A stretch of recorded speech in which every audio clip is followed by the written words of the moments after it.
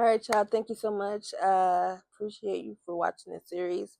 We are on to part 4 of the hospital horror story series, and I hope you are appreciating me being this open and vulnerable with you all because there is so much more to come.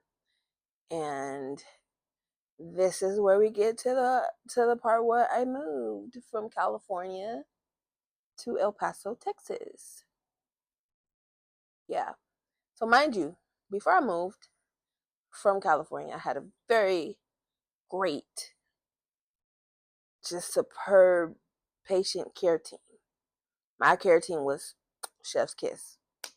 Years of cultivating, years of blood, sweat, and tears literally went into this. And so I was very nervous about going to a whole different state, whole different, situation where I didn't have a support system, no family, no friends, nothing. Now, one would say, well, why would you move somewhere where you didn't have family, friends, or support? Huh, that's a great question. The answer is I thought I had a support system there. I was bamboozled, hoodwinked, led astray, all those great things. When you know somebody most of your life and you think that they're your best friend, and they're really not. You're their best friend, however that looks. But it is what it is. That's a whole nother story for a whole nother day. When it comes to the whole support you, I support you, but not really. But really, don't need me. But I'm here. But am I? Yeah, that's another story. Again, like I said, for another day. However, when I moved, I was under the impression that I would have a better support system, and I thought I would. And I didn't. So I had to figure it all out. I had to figure it out from the ground up. I had to figure out childcare for my child, which was very, few and far between on a fixed income. However, I have to make sure my child has somewhere safe to stay when I have to go to the hospital. So what does that mean? That means that I have to find out how to be my best, healthiest version of myself so I don't need to go to the hospital all the time.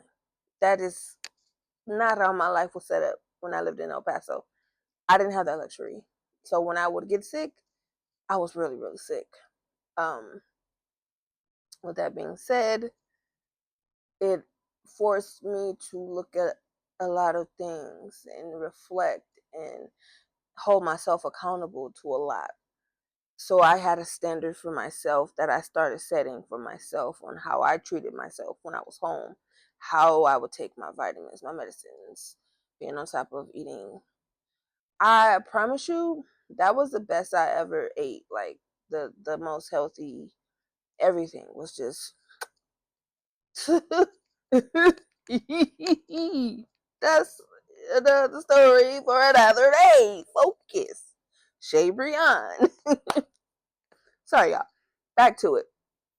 So again, it took about a year to get a outpatient care team. Very a good one. The way that I had it, not the way that I had it, but very good patient care team. Took me about a year and a half to get everything together that way. And in that year and a half, I had a doctor who was my primary doctor, who was also a hospitalist for a hospital that she had a very high. Everybody respected her. She's a very, very respectable doctor. Everybody, loved her, and so when I would go to that hospital, 9 times out of 10, I would have good experiences. Sometimes, though, the time she was either on vacation or they didn't realize that I was her patient, I would get very ridiculous treatment. Meaning, for instance, there was one time that my blood transfusion was rushed, and I told them they could not rush it because my veins were not set up that way. You cannot rush blood. You can only have it at a certain rate to begin with. So then you're messing with someone's veins who are not very stable and awesome. Then you want to actually rush the blood transfusion, which I said was a horrible idea, which ended me to have a hematoma in my arm for almost a year. And it was the I have pictures. I probably try to put it in here.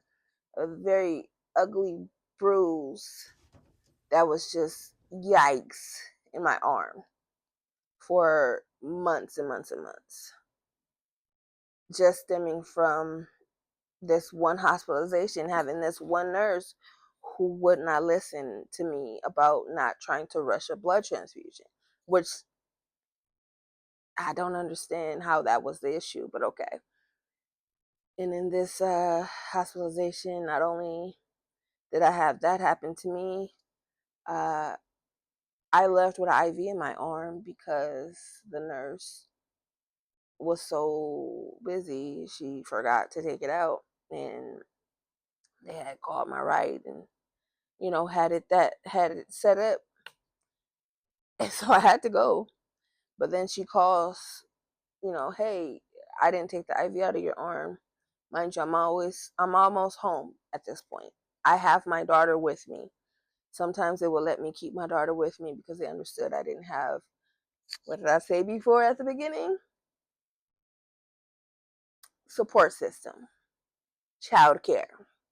So I would keep my child with me at that hospital sometimes. And this was one of those times. So we get to go home after about almost a week. And again, she's calling, hey, I forgot to take the IV out of your arm, and can you please turn around? And I'm like, well, I don't have the money to get back, so I could just take it out when I get home. Oh no, I'll pay out of my own pocket for him to turn back around. So I'm like, well, that's something you need to work out with the driver. The driver says, oh, I could turn around if you want me to. And I'm telling the driver, hey, driver, I do not have the money right now to pay to get back and forth, which is why the hospital set it up. So whatever you work out with her, it's between you and her, as long as you take me back home. Oh no, it's fine. I'll take you and I'll take you back. It's no problem, no big deal, no big whoop. Okay? He turns around. Mind you, he's right down the street from my house. He turns around, goes back to the hospital, takes us back. She takes the IV out. She's like, okay, I'll send you the money. So we're driving. We're about halfway back to my place at this point. He's like, oh, I still don't see it. Call the nurse back. And so I'm like, okay. So I call the nurse. I'm like, hey, he still doesn't see the money. Oh, I'm doing, what just got here, and I need to take care of patients. And as soon as everything slows down, I'll send it to him. Ma'am, that's something you need to have a conversation with him about, because this is what I told you all. And so he's like, oh, well, then he stops. I'm like, what are you stopping for? Oh, I need the money. I told you before you even turned around and went back. You do not have to do that if you cannot wait for her to do whatever she needs to do to get you the money. Well, I need it. And then he turns around. He proceeds to turn around. My child is now freaking out and scared because we're supposed to be going home and you're turning around and you're taking us somewhere else and we don't know you, sir. I just got out the hospital. I'm in a very vulnerable state and you're taking full advantage of that, holding us hostage in a situation where, truthfully, even if you would have done it out of the kindness of your heart to turn around and let her take it out. Again, I'm telling you, this I can't put the money into your hand. I'm not going to put the money into your hand. You need to get us home. So he proceeds to then call the police on me. while he's driving away from my house. And so I'm, of course, yelling, he's kidnapping us. My daughter's screaming in the background. It's a very chaotic situation. Mind you, just out of the hospital. Just had this issue with this big bruise on my arm. This is so much going on. Get back. He actually brings us back to the hospital, and the police come where he thinks the police is going to. I don't know what he thought they were going to do to me, but it turns out they basically called him an a-hole and called him like, there's nothing we can do. This is a civil matter.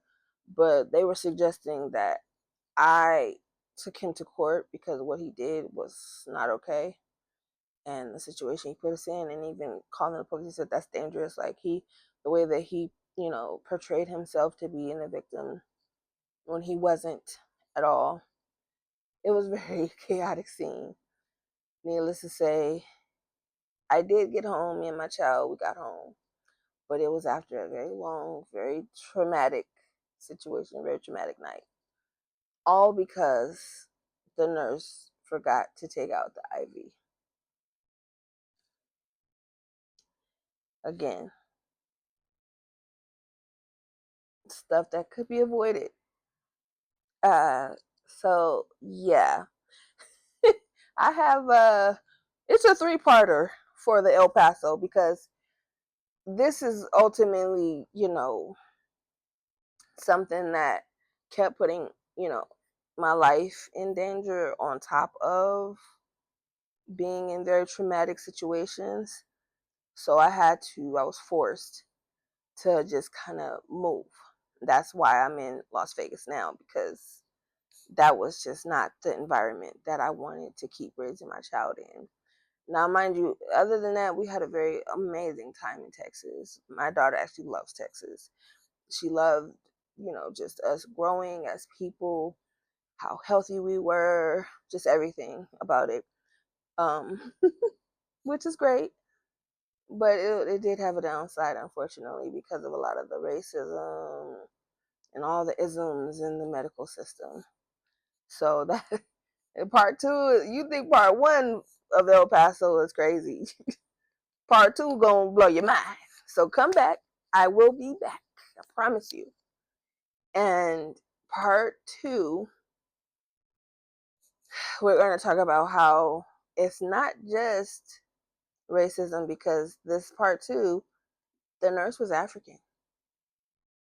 So, and you listen, you all have a wonderful time, have a wonderful day. Thank you for watching. Thank you for supporting. And stay tuned for much more. And if you have any stories, don't forget to drop it in the comments. Let me know how you feeling. Let me know how you feeling about the series. What about these stories is captivating any of you? And of course, there is more to these stories. I just kind of condensed them down to, make them good, short enough for you all to follow and then go on to the next part. So until next time, start where you are, use what you have, and do what you can. Peace.